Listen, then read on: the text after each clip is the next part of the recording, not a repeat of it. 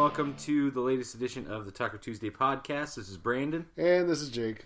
And we're coming to you not so live from my living room on this tropical Wednesday afternoon. It's so weird. It is like, because right now, it feels live right now, because I feel like I'm actually talking right now, but you are talking. When whoever hears this, right, they're going to hear it in the future. Yeah, that's crazy as fuck.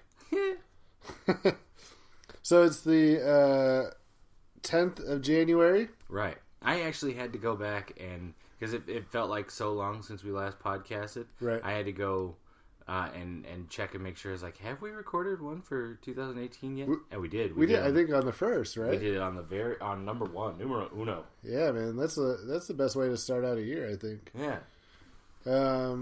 So this week we're going to be talking. I had the idea. I remember. And I haven't thought about this in a while, but I remember when I was young, I had these big dreams to be a famous actor. That's like, I don't know, when I was maybe 12 or 13 years old, that's what I knew I was going to do. I was going to be a millionaire. I was going to have so much fucking money.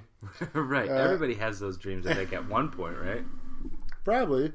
But mine was different, of course, because I was like, I know that this is going to happen. And then as I got older, I realized that I couldn't act, and that I like to party too much, and that maybe I could settle for just like having an apartment someday. That was that's where that dream fucking died. Because actors don't know how to party. You were going against the grain. See, I got it backwards, man. Like, the actors, they do party, but generally they work really hard.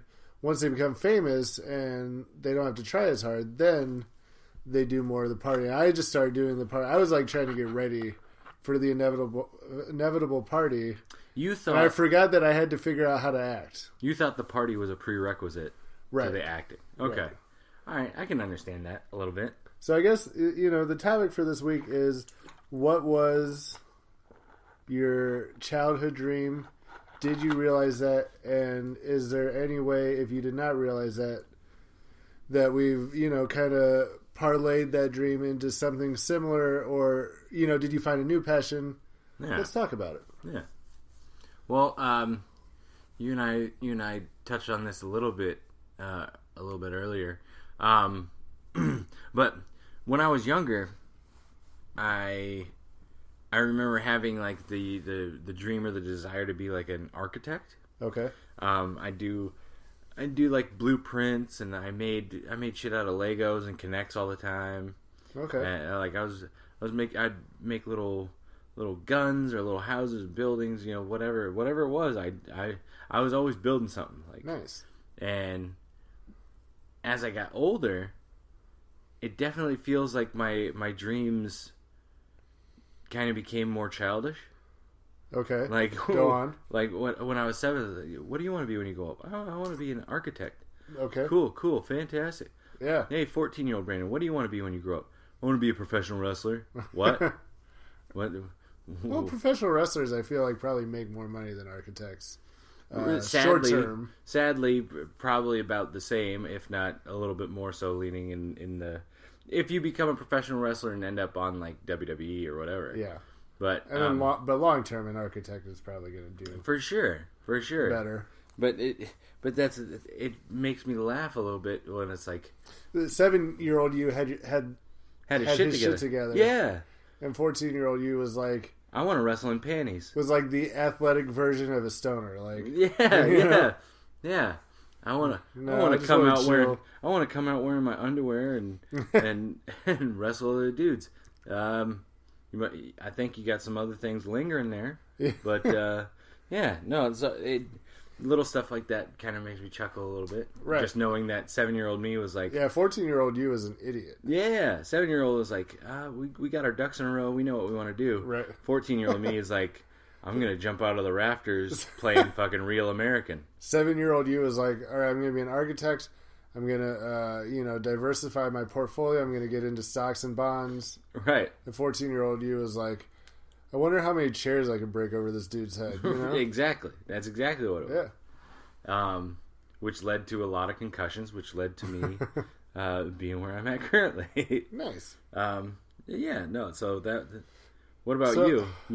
Was it just the I'm going to be famous? Well, no. I mean, I had a few different ones. So I thought, like, obviously being famous is the best one because you make a lot of money. Yeah. And everybody thinks you're cool. And I think for me as a kid, I never felt like I fit in or like was, and I was never popular. And looking back now, I mean, I guess it doesn't matter, but my priorities were always fucked up from the beginning. Like I never had my shit together. Yeah.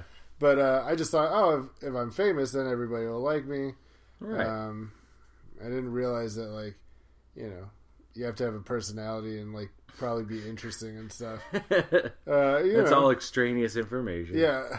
Like, I'm pretty smart, but I'm pretty dumb in, kind of social situations. Or I used to be, anyways. I think I'm better now. But the other thing I wanted to be was a cop. I thought it would be so cool to be a cop because you get to help people, What about a famous cop? It could, like Steven Seagal. Hell yeah! Is it? Didn't he become like a deputy or right? Something? And you know that dude doesn't do shit. No.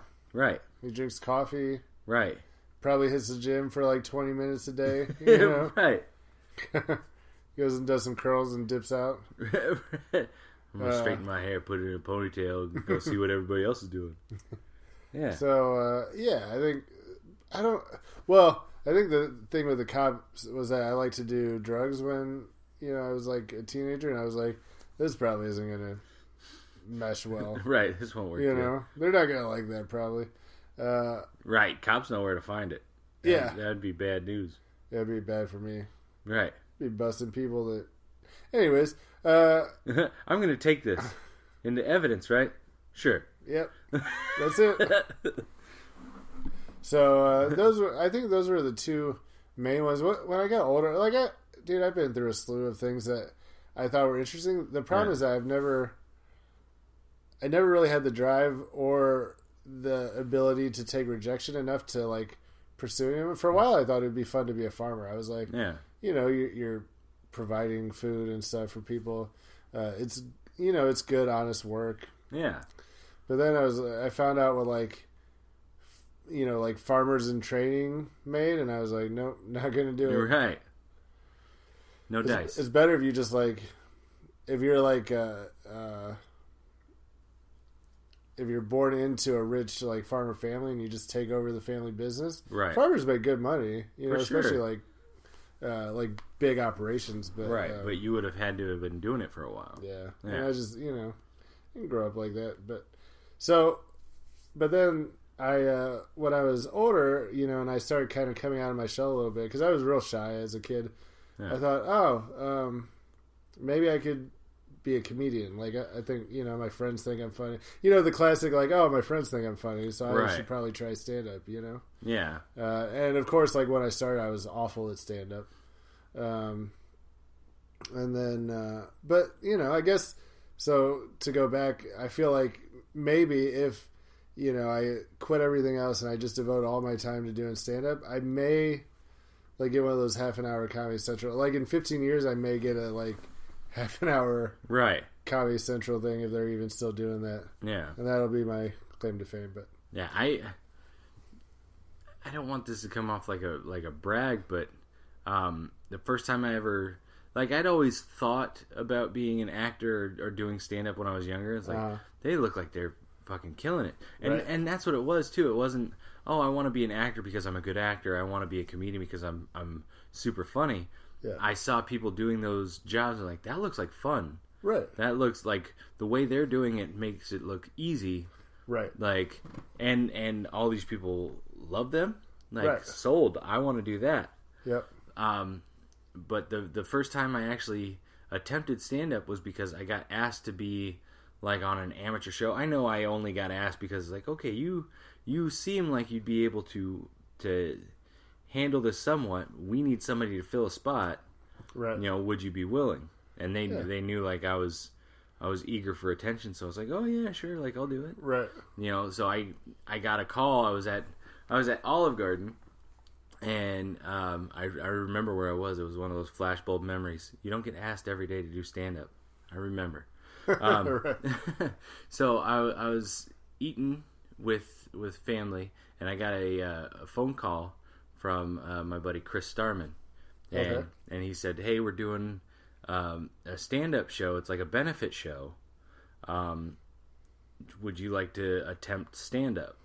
Right. I was like, "Sure." Like he threw in there, I always thought you were funny when I was drunk. Do you think you'd like to give it a shot? I was like, yeah, sure, why not? That's the best backhanded compliment to be given when you're being asked to do a show. Right.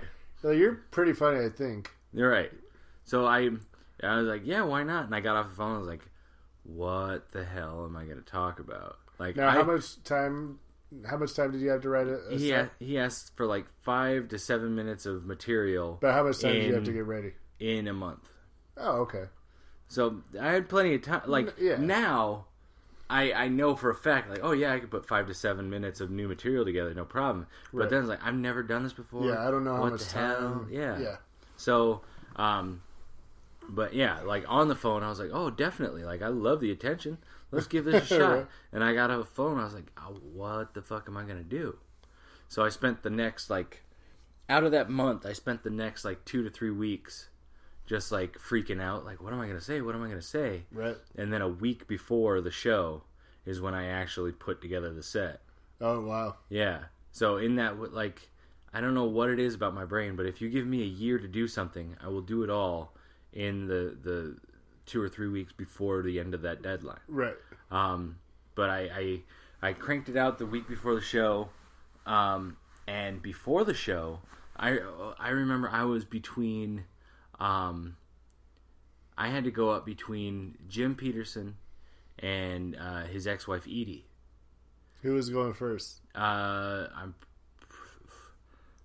want to say it was Edie, then me, then Jim. Okay. So, and I've only seen Edie a few times, and I don't remember, I don't really know how good of a comedian she was. Yeah. But it would have sucked to go after Jim Peterson, because exactly. Like I was freaking he's super the hell funny.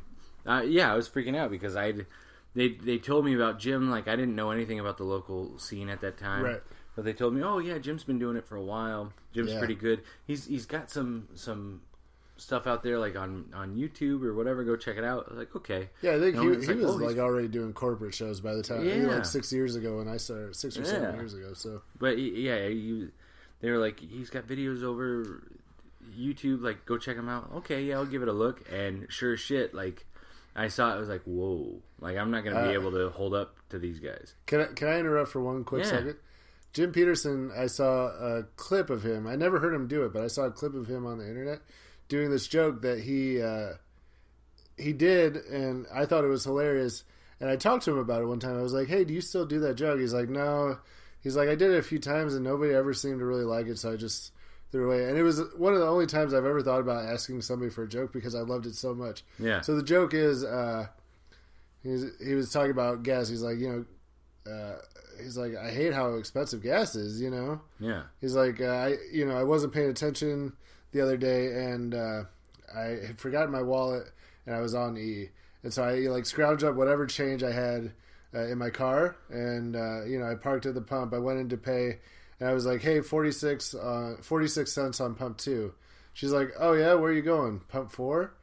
And I thought it was the best joke. I was like, that's a funny joke, That is pretty good.